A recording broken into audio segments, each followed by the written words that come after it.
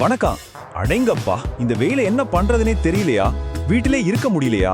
சரி, இன்னைக்கு நாம இத பத்தி தான் விரிவா பார்க்க போறோம்.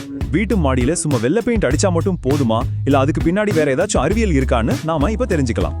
கோடைக்காலம் வந்தாலே நம்ம பலரோட மனசுல வர்ற முதல் ஐடியா என்ன தெரியுமா? மொட்டை மாடியில ஒரு பக்கெட் வெள்ளை பெயிண்ட வாங்கி அடிச்சுட்டா எல்லாம் சரியாயிடும்னு தான். ஆனா நிஜமாவே அது வேலை செய்யுமா? ஆனா உண்மை என்ன தெரியுமா?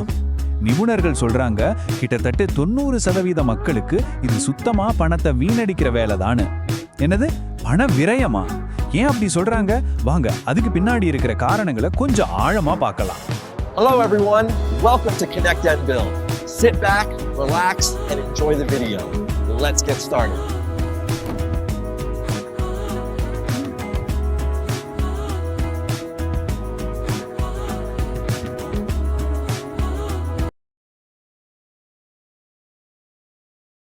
உங்க எல்லாருக்குமே இந்த அனுபவம் இருக்கும். கோடைக்காலத்துல உங்க வீட்டு மாடிரோம் அப்பா அப்பா ஒரு மைக்ரோவேவ் அவன் மாதிரி குதிக்கும் இல்லையா? பகல் பூரா வெயில நல்லா இழுத்து வச்சுக்கிட்டு ராத்திரி முழுக்க அந்த சூட்டை கக்கிக்கிட்டே இருக்கும். தூங்கவே முடியாது. சரி வாங்க, முதல்ல இந்த வெள்ளை பெயிண்ட் கட்டுக்கதைய உடைப்போம். ஏன் சும்மா பெயிண்ட் அடிக்கிறது மட்டும் வேலை செய்யாதுன்னு பார்க்கலாம். நாம புரிஞ்சுக்க வேண்டிய ஒரு முக்கியமான விஷயம் என்னன்னா, இந்த மேஜிக் அது வெறும் வெள்ளை நிறத்துல மட்டும் இல்ல. ஆமா, கலர் கொஞ்சம் ஹெல்ப் பண்ணும். ஆனா உண்மையான ரிசல்ட் வரணும்னா அதுக்கு பின்னாடி ஒரு சரியான இன்ஜினியரிங், ஒரு அறிவியல் இருக்கணும். அப்படியாப்பட்ட அறிவியல் என்னன்னு பார்க்கலாமா? ஒரு கூரைய உண்மையிலே கூல் ரூஃப் ஆக்குறது எது? உங்க வீட்டு மொட்டை மாடி சூரிய ஒளியோட எப்படி ரியாக்ட் பண்ணுதுன்னு புரிஞ்சுக்கிட்டாலே போதும். தீர்வு எவ்வளோ சிம்பிள்னு உங்களுக்கே புரியும். இப்படி யோசிச்சு பாருங்களேன். உங்க சாதாரண கான்கிரீட் மொட்டை மாடி இருக்குல்ல, அது ஒரு பெரிய ஹீட் பேட்டரி மாதிரி. நாள் முழுக்க சூரியனோட சக்திய சார்ஜ் ஏத்திக்கிட்டே இருக்கும். ராத்திரியானதும் அந்த சூட்டை எல்லாம் உங்க வீட்டுக்குள்ள டிஸ்சார்ஜ் பண்ணும். ஆனா ஒரு சரியான கூல் ரூஃப் அப்படி இல்ல. அது ஒரு தெர்மல் மிரர், அதாவது ஒரு வெப்ப கண்ணாடி. சூரியனோட கதிர்கள் கூரை மேல படுறதுக்கு முன்னாடியே அதை அப்படியே திருப்பி விண்வெளிக்கே அனுப்பிடும். சரி, ஒரு கூரை எவ்வளோ நல்ல மிரர்னு எப்படி கண்டுபிடிக்கிறது? அதுக்கு தான் இந்த SRI, அதாவது சோலர் ரிஃப்ளெக்டன்ஸ் இண்டெக்ஸ்னு ஒன்று இருக்கு. இது சும்மா வெள்ளை நிறம் எவ்வளோ வெளிச்சத்தை பிரதிபலிக்குதுன்னு மட்டும் பார்க்காது.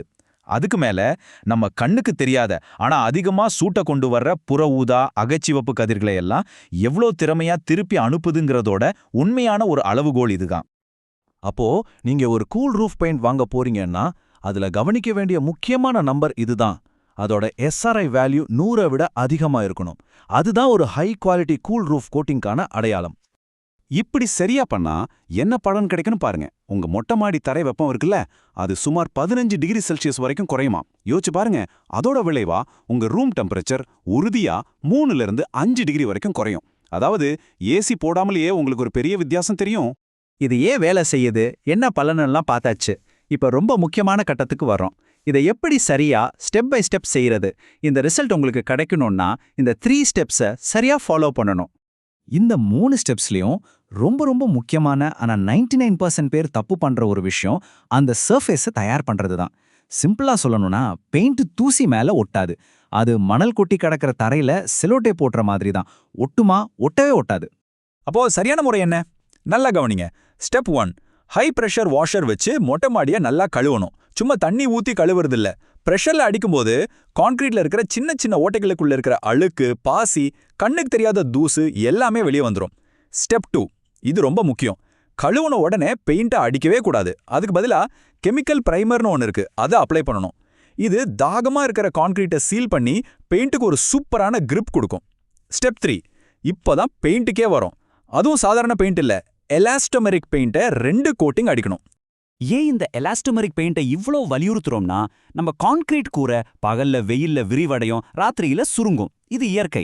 சாதாரண பெயிண்ட் இந்த அசைவை தாங்க முடியாம கொஞ்ச நாள்லயே கீறல் விட்டு வெடிச்சு உறிஞ்சு வந்துரும். ஆனா இந்த எலாஸ்டோமெரிக் பெயிண்ட் ஒரு ரப்பர் பேண்ட் மாதிரி. அது கூரையோட சேர்ந்து நல்லா இழுத்து கொடுத்து விரிஞ்சு சுருங்கும். இதனால வருஷ கணக்கானாலும் விரிசலே வராது. இவ்ளோ வேலை இருக்கா, செலவு ஜாஸ்தியாகுமேன்னு நீங்க நினைக்கலாம். ஆனா ஒரு நிமிஷம், இது ஒரு செலவா பார்க்காதீங்க. இது ஒரு இன்வெஸ்ட்மெண்ட். அது எப்படின்னு நான் சொல்றேன். கூல் ரூஃப் போட்டா உங்க மொட்டை மாடி சூடாகாது. அப்போ உங்க ஏசி ரூமை கூல் பண்ண ரொம்ப கஷ்டப்பட தேவையில்லை. சீக்கிரமா ரூம் ஜில்லுன்னு ஆயிடும். ஏசி ஆட்டோமேட்டிக்கா கட் ஆஃப் ஆயிடும். இதனால மட்டுமே உங்க கரண்ட் பில்ல கோடை காலத்துல மட்டும் கிட்டத்தட்ட 20ல இருந்து 30% வரைக்கும் மிச்சப்படுத்தலாம். ஒரு சின்ன கணக்கே போட்டு பார்ப்போமே. உதாரணத்துக்கு ஒரு 1000 சதுரடி மொட்டை மாடிக்கு இந்த வேலையை ப்ரொஃபஷனலா செய்யறதுக்கு சுமார் 20,000 ரூபாய் செலவாகுதுன்னு வச்சுப்போம். ஆனா நீங்க கரண்ட் பில்ல மிச்சம் பண்ற காசை வச்சு 2 சம்மர்ல அந்த 20,000 ரூபாய் திரும்ப எடுத்துடலாம். அதாவது 2 வருஷத்துக்கு அப்புறம் உங்களுக்கு வர்றது எல்லாமே போனஸ் லாபம்தான். இது வெறும் கரண்ட் பில் சேமிப்பு மட்டும் இல்லைங்க, அதுக்கு மேல நிறைய இருக்கு. முதல்ல வீட்டுக்குள்ள ஒரு நிம்மதியான சௌகரியமான சூழல் கிடைக்கும். 2வது, வெப்பத்தால வர்ற விரிசல்கள்ல இருந்து உங்க கான்கிரீட் பாதுகாக்கப்படும். இதனால உங்க வீட்டின் ஆயுள் அதிகமாகும். 3வது, உங்க ஏசி யூனிட் மேல இருக்கிற பாரம் குறையறதால அதோட லைஃபும் அதிகமாகும். அதனால நல்லா புரிஞ்சுக்கங்க, இது ஒரு செலவு கிடையவே கிடையாது. இது உங்க வீட்டின் வசதிக்காகவும் அதோட நீண்ட ஆயுளுக்காகவும் உங்க மன அமைதிக்காகவும் நீங்க செய்யக்கூடிய ஒரு மிகச்சிறந்த முதலீடு. சரி, இப்ப சொல்லுங்க, உங்க வீட்டு கூரைய வெப்பத்தை உள்ள வாங்கி வைக்கிற ஒரு பேட்டரியா வச்சுக்க போறீங்களா, இல்ல வெப்பத்தை வெளியே தள்ளி விடுற ஒரு கண்ணாடியா மாத்த போறீங்களா? முடிவு உங்க கையில தான். இந்த கோடைக்கு ஒரு புத்திசாலித்தனமான முடிவெடுங்க.